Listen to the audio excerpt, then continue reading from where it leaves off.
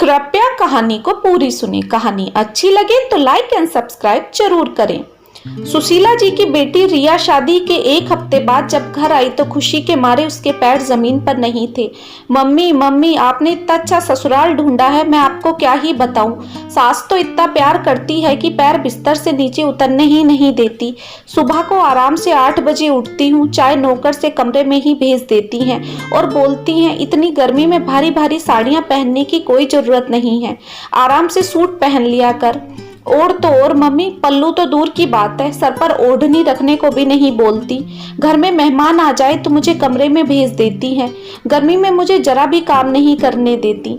अपनी बेटी की ससुराल की बात सुनकर सुशीला जी का सीना गजभर चौड़ा हो गया।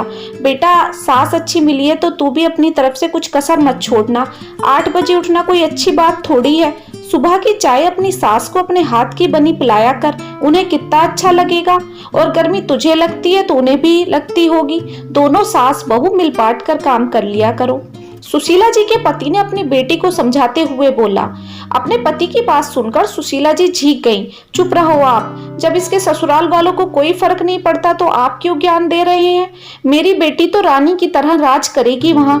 तू अपनी शादी के पहले वाली जींस भी ले जा, आराम से ससुराल में पहन लेना। हाँ मम्मी, आप ठीक कह रही हो।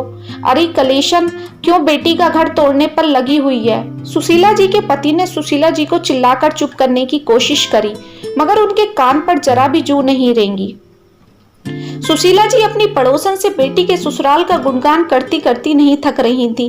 कैसे उनकी बेटी ससुराल में राज कर रही है। पड़ोसन भी हैरान थी, कैसे बिन दहेज के इतना अच्छा घर मिल गया सुशीला की बेटी को। पीएचडी करवा रहे हैं मेरी रिया को उसकी ससुराल वाले, कैसे सारे मोहल्ले में घूम घूम कर सुशीला जी बता रही थी। 2 साल तक बेटी के ससुराल के गुणगान के बाद सुशीला जी के घर में भी बहू आने का समय आ गया।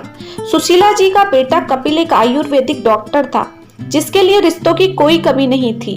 लेकिन आखिर में बात 2 लड़कियों पर आकर अटक गई। मम्मी, मुझे ऐसी लड़की से शादी करनी है जो मेरे साथ समाज में उठ बैठ सके।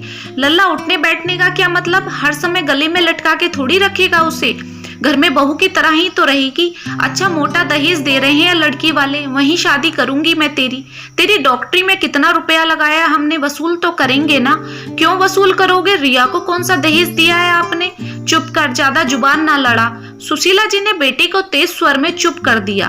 मम्मी, मैं उस लड़की से शादी करूंगा जो मुझे पसंद है। आपके दहेज के लिए मैं अपनी जिंदगी बर्बाद नहीं कर सकता। सुशीला जी मुंह पिचकाकर बैठ गईं। एमए पास अदिति कपिल की दुल्हन बनकर घर आ गई। सुशीला जी ने सुबह 5 बजे ही अदिति का दरवाजा खटखटा दिया।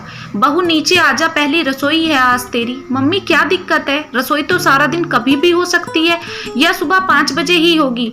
कपिल सुशीला जी पर झल्लाकर पड़ा।